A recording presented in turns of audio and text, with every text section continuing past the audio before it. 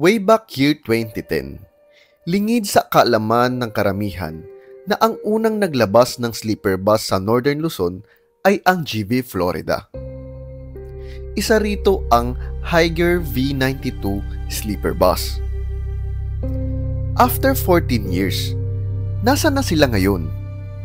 Ano ang nangyayari sa mga buses after 15 years based sa mandated lifespan ng mga buses dito sa Pilipinas?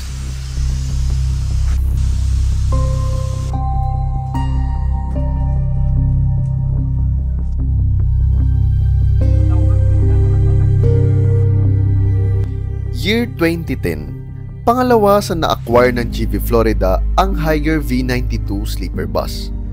Nauna rito ang Golden Dragon Marco Polo sleeper bus nila. Nandito tayo ngayon sa isa sa mga garahe ng GV Florida para silipin itong abandoned Higer sleeper bus nila. Ano nga ba ang itsura nito noon, nung bago pa siya, 14 years ago?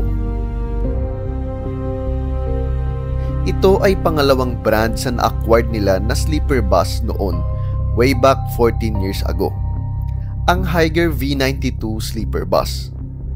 Pangalawa ito sa mga nabili nila na sleeper bus noon at hindi kataka-taka na in demand na ito noon.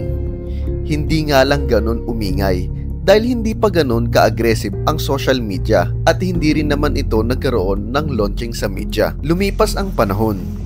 Kailangan na silang iretiro dahil sa government rules natin na 15 years lang ang lifespan ng mga buses dito sa Pilipinas. At ito na siya ngayon. Natagpuan natin siya dito sa isa sa mga garahe ng GV Florida. Abandonado na. Kita nyo naman kung gaano ka-old school nito. Way back 2010, wala pang LED TV noon. CRT TV pa ang gamit nila dito.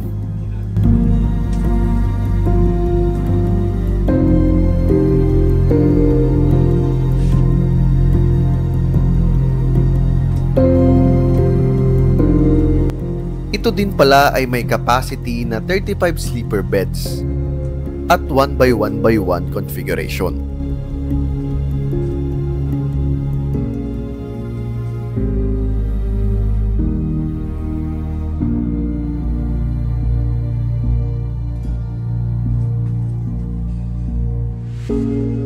Meron din itong onboard CR sa gitna.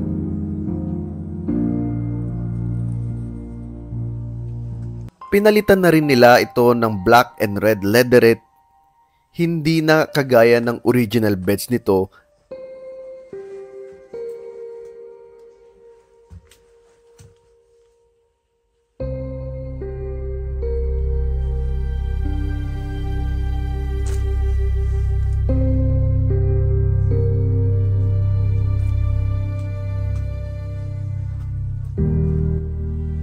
At ang mga structural beds nito ay stainless ang ginamit.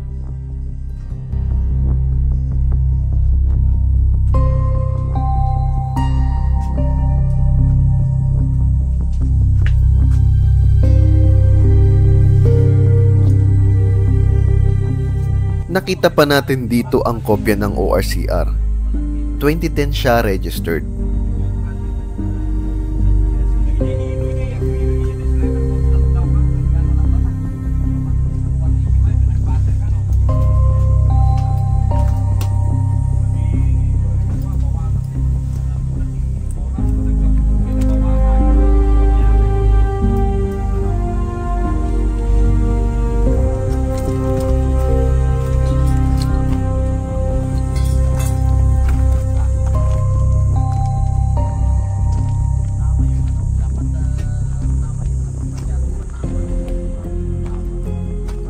Ganun na rin ang side glass nito, modified into 2 pieces para mas madaling palitan at economical.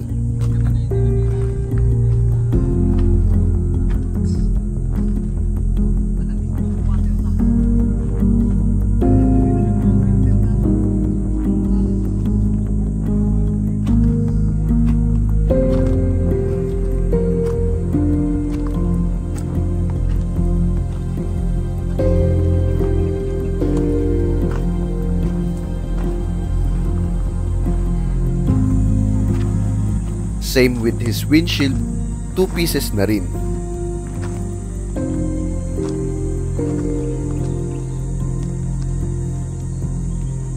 Maraming pasahero ang napasaya nitong bus na to. Dahil ito lang naman ang kauna-unahang sleeper bus sa Northern Luzon. Hindi lang natin siya napapansin dahil hindi pa naman ganun kalakas ang social media.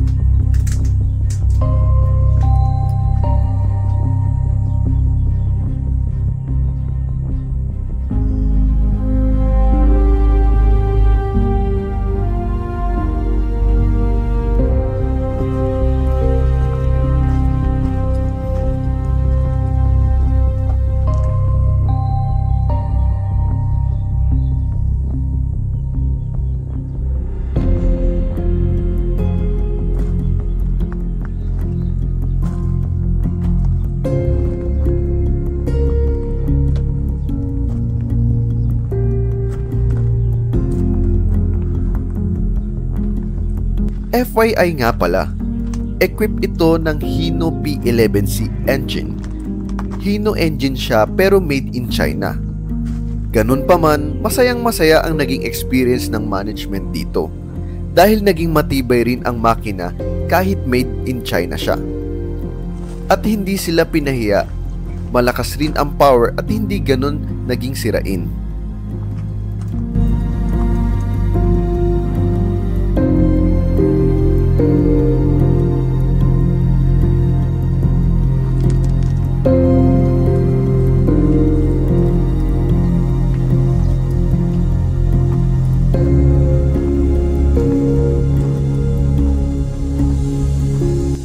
Malayo na rin ang itsura niya sa original looks nung una siyang dumating.